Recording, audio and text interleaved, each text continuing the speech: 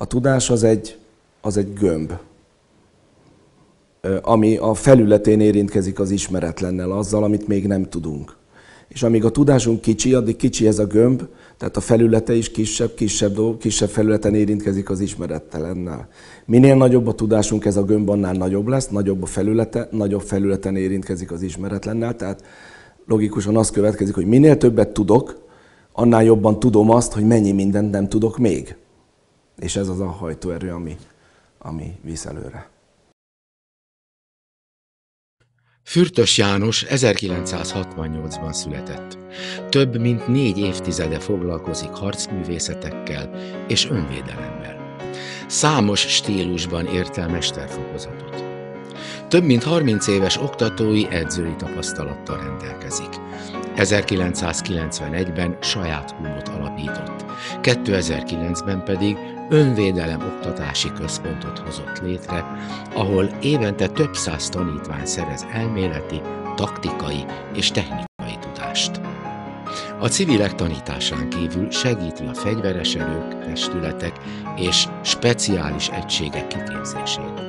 Több könyv és harcművészeti kiadvány elkészítésében és megjelenésében működött közre.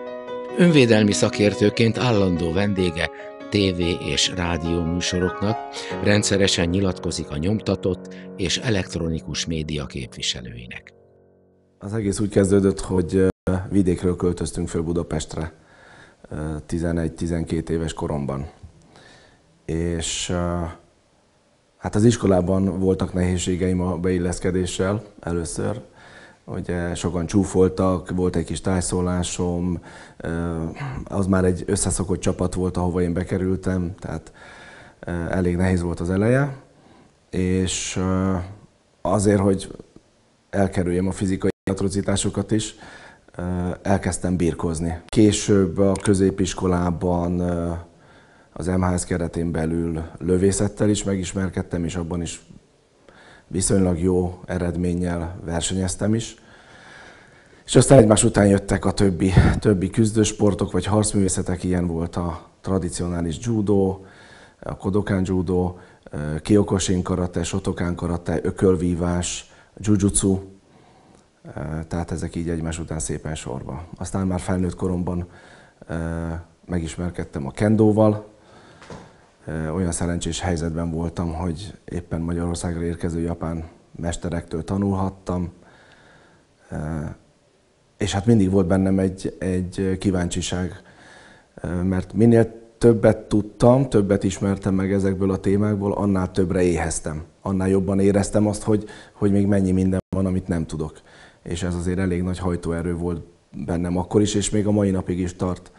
Tehát, hogy azért próbáltam, amit nem találtam meg az egyik harcművészeti stílusban, vagy korlátokba ütköztem, akkor azt megpróbáltam máshonnan megszerezni azt az ismeretet, tudást. Tehát így jutottam el Aikidóra is, például sokáig egymás mellett edzettünk az aikidósokkal, és akkor oda is átlátogattam, azt is jó pár évig űztem anélkül, hogy vizsgáztam volna belőle. Tehát így különböző stílusokból, a keményebb, a lágyabb stílusból is szereztem ismereteket. Sokszor volt úgy, hogy egy nap 3 edzésem is volt, hogy egyikről mentem a másikra, vagy az egyik szőnyegen befejeztem az egyik edzést, és átléptem a másikra, folytattam a következővel. Tehát, hogy ez azért elég sűrű volt, ez az időszak. De például a jujutsunál az volt, hogy nagyon megtetszett a sokszínűsége. Az, hogy szerteágazó harcművészetről beszélünk, és a jujutsu segített a kard irányába is elmozdulni, tehát ott láttam, hogy a mozdulatok azok alapvetően lefordíthatók a kard használatra is, illetve sok mozdulat a kard használatból adódik, abból fakad. És aztán találkoztam a tradicionális judóval, ami nagyon közel áll a jujutsuhoz. Ugye tudjuk, hogy a jujutsu különböző stílusaiból fakad, és így nagyon könnyű volt az átjárás a két stílus között. És aztán ezt az utat folytattam tovább. Nem a versenyzést, a versenytechnikákat helyezték fókuszba, hanem tényleg azt vizsgáltuk minden egyes technikánál, hogy mi a működőképességének a gyökere, mi a lényege a technikának, hogy az hogyan kapcsolódik a többihez, melyik harcművészeti stílussal rokon. Ez a sokszínűsége, a logikája, a szemlélete. Tehát az, hogy egymást segítjük edzésen, hogy igazából nem ellenfelet látsz, hanem partnert látsz az edzőtársadban, és a fejlődés, a lehetőség a folyamatos fejlődésre. Ez az, ami megragadott benne.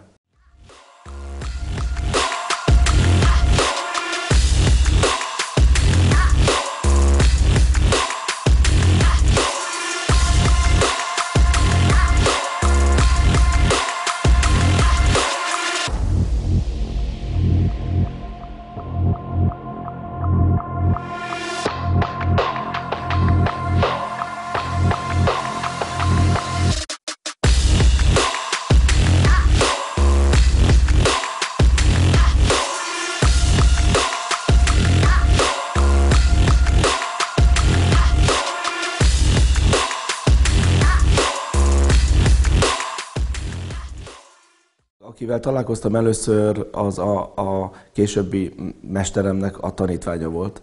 Tehát egy tanítvánnyal találkoztam először, és hát ügyes fiú volt, jó dolgokat tanított, tényleg működtek a technikák, amiket gyakoroltunk, és egy nagyon lelkes csapat jött össze abban az időben az edzésen, és tényleg jó hangulatú edzések voltak, tehát komolyan tudtunk haladni, és időnként lelátogatott a mester, Dr. Jóvér Bélának hívják, vagy hívták sajnos, nemrégiben hunyt el. És akkor vele is megismerkedtem, az ő személyisége az nagyon megkapó volt, végtelenül szerény, barátságos, mindig nyugodt, békés, és ráadásul nagyon okos, tehát hogy nagyon sok mindent lehetett tőle tanulni, és természetesen a tanítványától is, mert hát akit kinevelt, az mutatja a legjobban, hogy jó munkát végzett. Tehát így találkoztam vele is, illetve hát ezzel az egésszel. És ez a mai napig tart. Ugyan én már aktívan nem veszek részt a korábbi csoport munkájában, de időnként még visszahívnak akár egy edzés erejére, hogy mutassak most már én is nyilván technikákat, tanítsam őket, illetve vizsgára, hogyha vizsgázik valamelyik tanítványuk, akkor a bizottságban hívnak. Tehát a kapcsolat az továbbra is élő, annak ellenére, hogy nem túl aktív. És akkor hírét vettem, hogy érkezik egy japán mester, illetve több japán mester, de Budapestre konkrétan egy Abe Tetsushi mester érkezik Japánból, és hogy indítanak egy új csoportot, ahova kezdőket is várnak. Magyarországon akkor már létezett kendo, nem is rossz minőségben, viszont eléggé kevesen voltak, és ezért ennek a kendo életnek a felvirágoztatására indult egy program, és ennek része volt ez az új mesterek érkezése. És az induló csoportba, a bemester induló csoportjába jelentkeztem, és onnantól kezdve elkezdtem a kendót is, párhuzamosan az éppen akkor futó edzéseim mellett. A kendóval is egy 6-7 évig foglalkoztam, heti 2 alkalmas edzésrendszerességgel. Ott is a mester személye, tehát az első pillanattól láttam, hogy nagyon hiteles embertől tanulhatok, tiszta forrásból tanulhatok, és olyan módszerrel tanított, ami ugyan nagyon kemény volt, mert ugye a japán módszer az nem finomkodik. Nagyon kemény volt, de ez is tetszett benne, hogy ez egy őszinte dolog, és aki bírja, azt csinálja, aki nem bírja, az abba hagyja. Hát az első edzésen friss jelentkezőként 5-en vettünk részt, kaptunk egy feladatot, vágjunk 500-at a sináljal. A következő edzésre már csak én mentem el. A másik 4 kolléga nem jött többet. Tehát, hogy ez egy ilyen rosta is volt egyben, hogy ki az, aki alkalmas rá, képes rá, gondolom én. Abe Sensei nagyon jó vívó. Élmény egyszerűen nézni is, ahogy mozog, ahogy a kendót végzi. Ugye ő hivatásos kendó tanárként végzett az egyetemen, tehát nem csak ösztönből, de tudatosan is nagyon jó edzéseket tart, és nagyon jó tanít.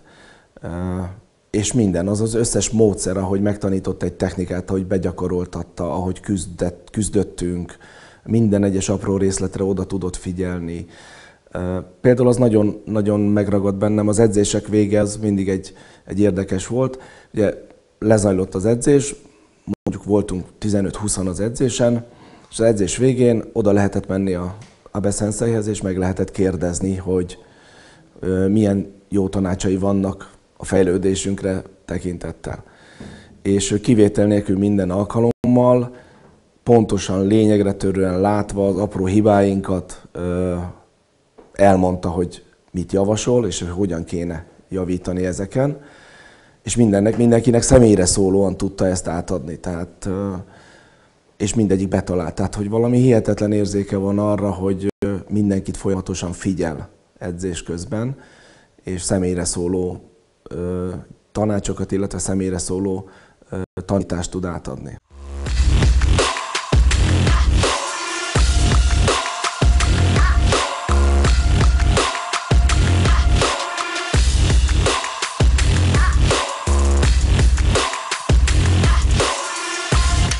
És a hatodikat elviszem erősebben, oké? Okay?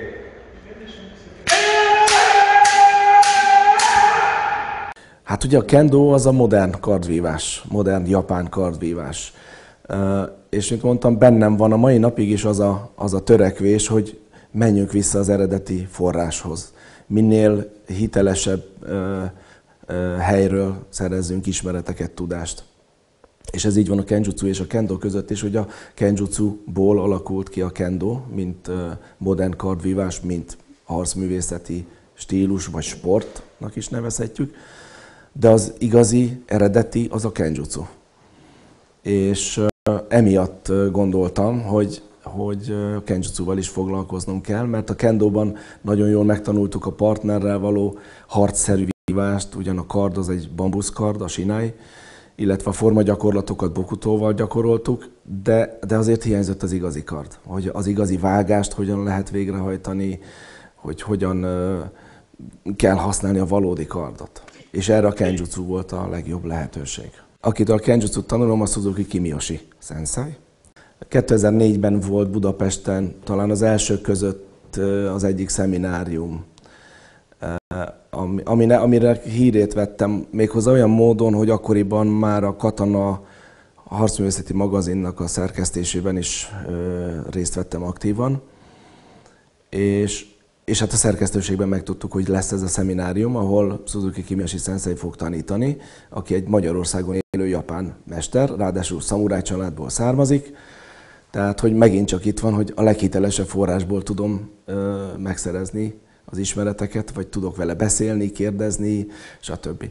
És akkor elmentünk a barátommal a szerkesztőségből ketten erre a szemináriumra, és hát ott találkoztam vele először.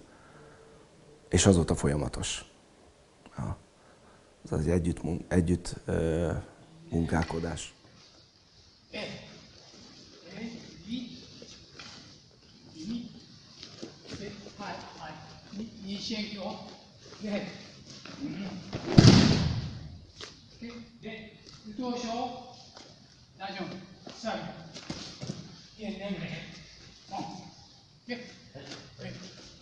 Suzuki Sensei-jel úgy érzem, a személyes kapcsolatom is nagyon jó, és remélem, hogy ezt ő is megerősíti. Nagyon sok alkalommal voltam a saját otthonában, ismerem a családját, mindig nagyon kedvesen, barátságosan fogadnak, és nagyon büszke vagyok arra, hogy Sensei sokszor az örömeit is és a gondjait is megosztja velem, illetve hogy folyamatosan számít rám, és ez nagyon jó érzés, hogy tudom azt, hogy számít rám.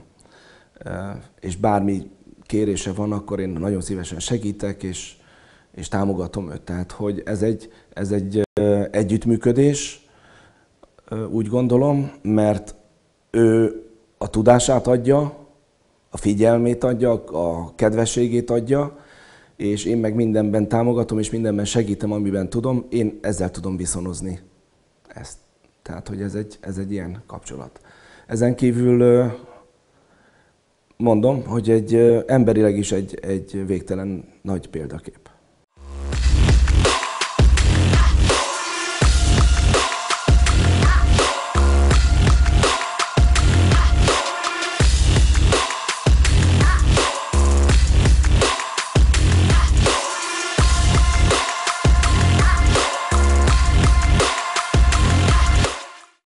Több mint 30 éve van saját dojóm, és tartok edzéseket, és folytatok képzéseket, magánedzéseket, csoportos edzéseket, és igen, keresem a lehetőségeit az önvédelem mindenféle aspektusában a fejlődésnek, a tanulásnak.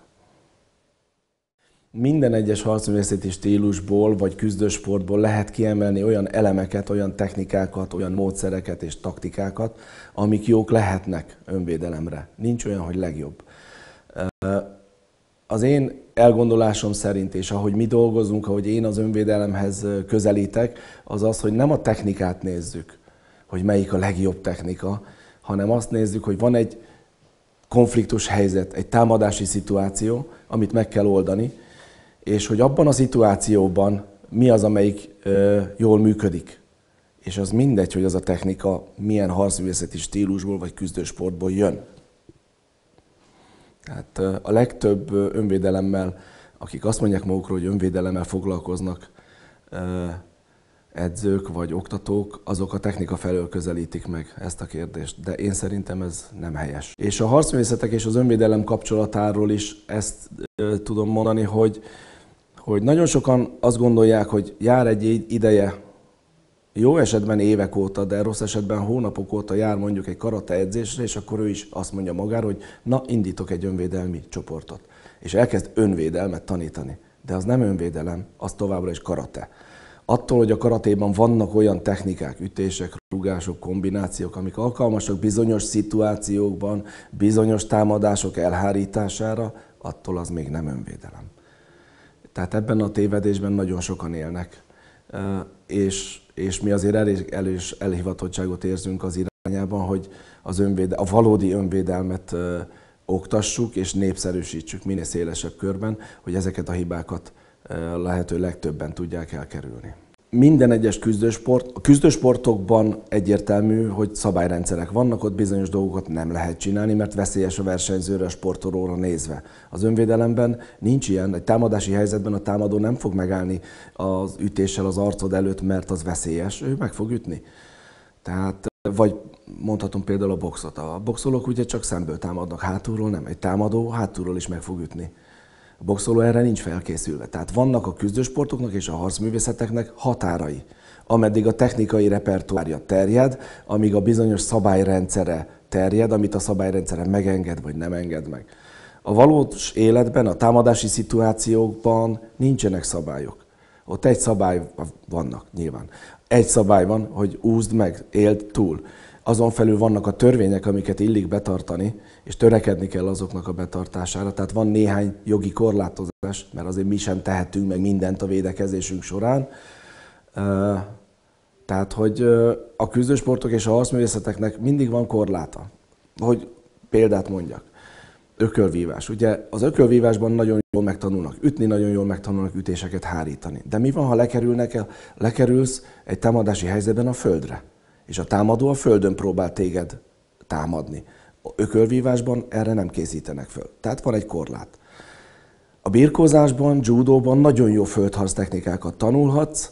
Ha földre kerülsz és judós vagy birkózó vagy, ott kiválóan fogsz tudni működni, és meg fogod tudni védeni magad, meg tudod oldani azt a helyzetet. De az ütésekre, rugásokra, eszközös támadásokra nincsenek felkészülve, mert azt nem tartalmazza az ő adott sportáguk vagy harcművészeti stílusuk. És ezt még lehetne folytatni tovább. Aikido gyönyörűen ki tud térni mindenféle támadások különböző irányaiból, tovább tudja vinni az ellenfél lendületét.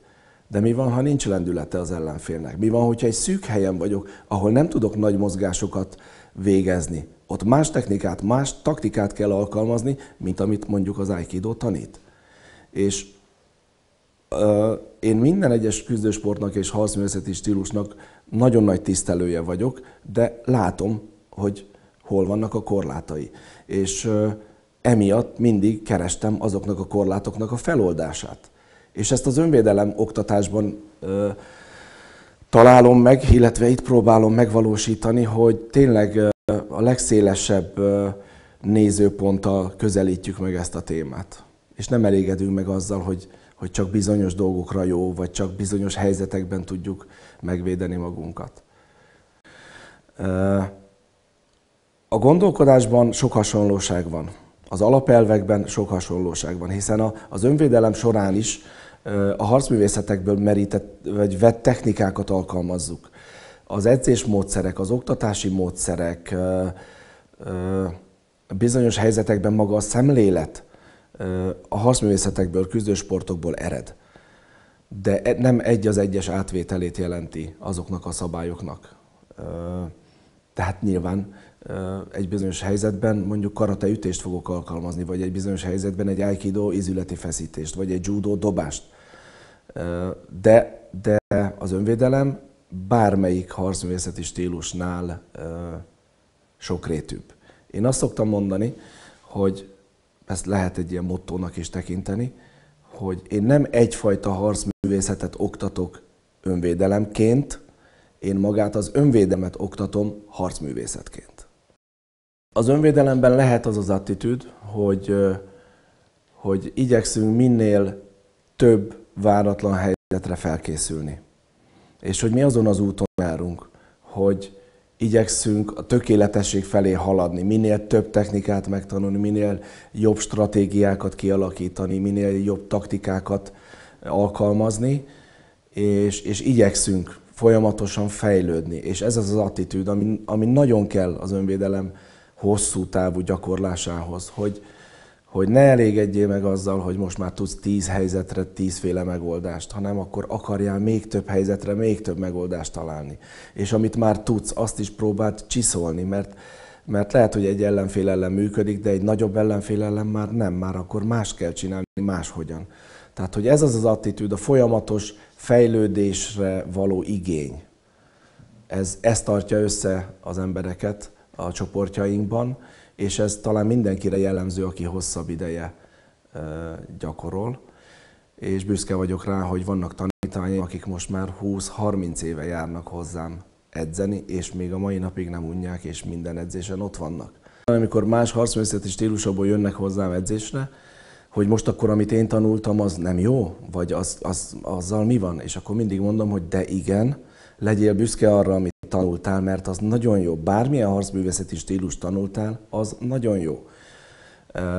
És bizonyos helyzetekben nagyon is jól alkalmazható önvédelemre. De ezek a helyzetek, ezek korlátozottak. Ezért még sok minden mást hozzá kell tanulni, hogy szélesebb legyen a látóköröd, hogy több helyzetre tudjál többféle megoldást. Hát most már ennyi idő alatt azért nagyon sok oktatási eszközzel, anyaggal rendelkezünk, és nagyon sok tapasztalatunk van. Ugye én oktatok nem csak civileket, hanem hivatásosokat is, különböző rendvédelmi szerveknél, bevetési egységek tagjait, stb. Tehát, hogy hogyan lehet szimulálni a valós helyzetet a gyakorlat során, és megcsinálni úgy a gyakorlatot, hogy abban azért viszonylag kisebb sérülésekkel megússzák az emberek. Tehát egyrészt vannak olyan védőfelszereléseink és olyan eszközeink, amivel a valós támadást nagyon élethű módon lehet szimulálni. Tehát bátran, a támadó bátran támadhat, ha be van öltözve védőfelszerelésbe, akkor a védekező bátran védekezhet, mert nem fog sérülést okozni a támadónak. Ennek ez az egyik titka. Tehát ehhez szükségesek bizonyos eszközök, amikkel rendelkezünk. A másik pedig a stressz kérdése. Ugye valós támadási helyzetben az emberben a stressz az nagyon magas szintű, nagyon magas szintre emelkedik hirtelen. És sok ember nem is tudja, hogy rá milyen hatással van a stressz. Milyen hatással van rá a megemelkedett adrenalin szint, hogy beszűkíti a gondolkodását, vagy blokkolja a mozgását, vagy hogy milyen élettani hatásai vannak, sokan ezt sem tudják, nem tapasztalták meg. És itt van a nagy titok, hogy mi olyan módszerekkel dolgozunk, hogy előidézzük azt az állapotot, azt a fiziológiás állapotot, amikor a stressz megemelkedik a szervezetben, a tanuló tudni fogja, hogy milyen érzés ez, hogy neki mit okoz személyesen, egyénileg neki mit okoz, és hogy ezzel mit tud kezdeni, hogyan tudja a javára, az előnyére fordítani. Tehát, hogyha leblokkol, akkor hogyan tudja ezt a blokkolást feloldani. Hogyha túl spanolja, akkor ezt hogyan tudja kontrollálni. Erre megvannak a megfelelő módszerek, és igen, gyakorolni kell. Gyakorolni kell, mert ha valaki akármilyen gyakorlott mondjuk egy küzdősportban, vagy a harcművészeti stílusban, és először kerül ilyen állapotba, ilyen fiziológiás állapotba, akkor az meglepő lehet a számára.